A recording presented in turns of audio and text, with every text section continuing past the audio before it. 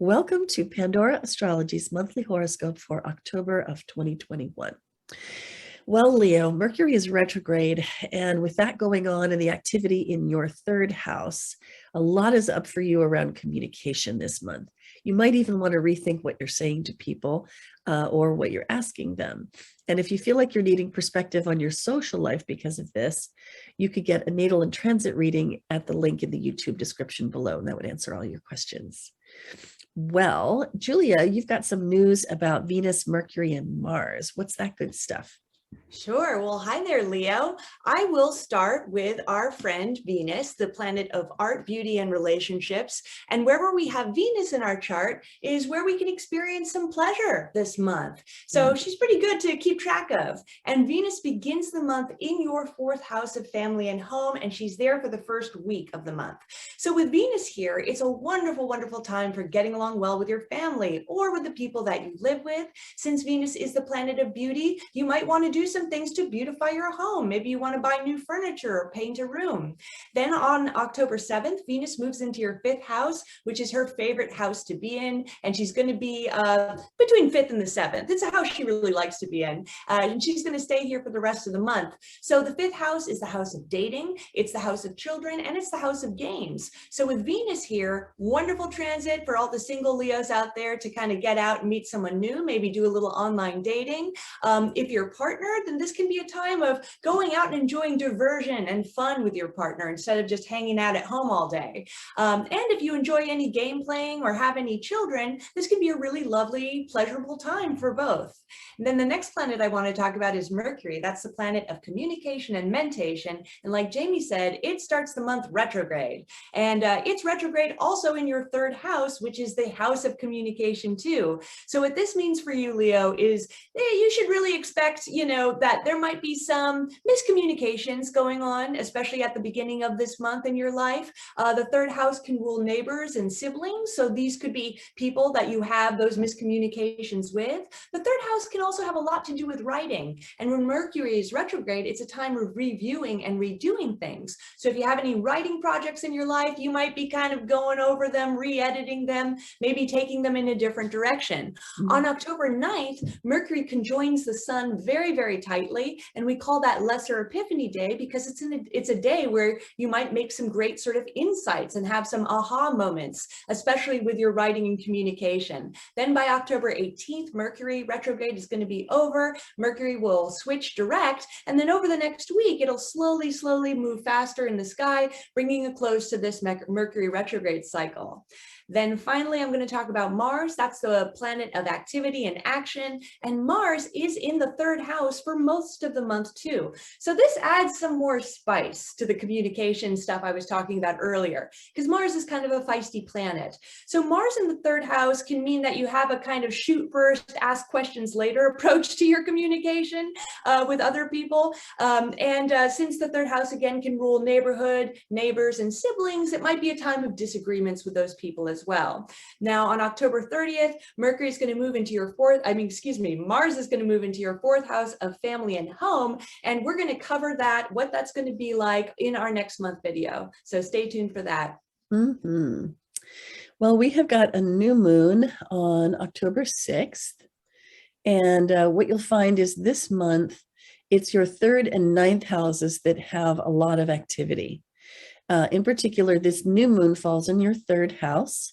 It falls in Libra, and Mars is right there with it, and Mercury is pretty close by too. We're calling this one Making Peace with Adversaries because with Mars being involved, this is a pretty adversarial moon. It falling in the third house for you means no matter how much this Libra influence tries to keep it sweet and nice and diplomatic, there may be some arguments. And so get ready to face those adversaries head on, but also to make peace with them. Then the full moon comes along. That's on October 20. And right here it is, falling in the ninth house. And the moon is in Aries, opposite the sun, again with Mars. Mars rules Aries, so there's a double theme here of Mars energy. Mars is the hero, the warrior, the pioneer, the athlete. It brings a lot of drive. Julia likes to call it feisty, which is a really great word for it. And it's falling in this axis of communication, the third house being thinking and communicating and running your ideas around in your head in a more local and close to you kind of a way. Whereas the ninth house has to do with ideas and transmissions and broadcasts that are, more big picture and more far from you. So there's something here about bringing those two into balance. We're calling this one negotiate strongly, then let go. And the letting go part is really important because of Pluto's involvement in this moon. Wouldn't be surprising at all if you found yourself feeling, I don't know, kind of vulnerable and maybe even controlling about your communications or about your beliefs during this moon. And remember that a moon will really have the strongest effect for the 3-day span directly surrounding it. So, and that would be around October 20th. So watch out about what you say to others and find ways to assert yourself and be direct and put it out there, put out there what you want.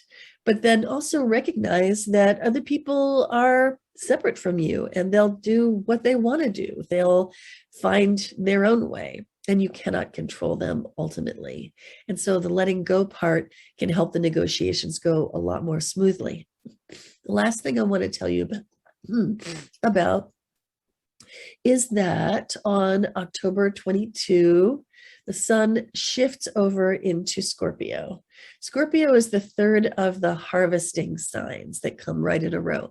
Virgo, back in September, is when we separate the wheat from the chaff. It's a grain harvesting, the hay harvesting. And then Libra is when the leaves fall from the trees trees start to look pretty empty. The final fruits are coming in. And then in Scorpio, it's the butchering season, the killing season, when the animals, the herds are culled and the meat is put away for the winter, maybe, salted or frozen. And so this is a season of death. It's also a season of rebirth. It is a time when we are going into a deeper darkness. And the sun being a planet of light, it's called a luminary, it brings a light into those dark places. So this is a season when we can really start looking inside ourselves, down to the very bottom of our souls, and also into our intimate relationships and the space we share intimately with others in our life. For you, this falls in the fourth house, which governs home and family, domestic life, heritage, and roots. And so as the sun moves through this zone for you this month, from now until, about the 20th or so of next month, is a really good time to, take light into your family, your home, your relationships with family members, or to re-examine your childhood and your family of origin, and to bring light into those places and understanding into those places, and to really see what's happening there. Well, that's what we have for you today, Leo. Hope you enjoyed it. You can find more great stuff like this, especially if Leo is your sun sign. Definitely look up your rising sign horoscope. You can find horoscopes on our website, pandoraastrology.com. Horoscope is in the navigation bar. And you can also get readings and take classes. And until next time, we'll see you around the cosmos. Bye. Bye-bye.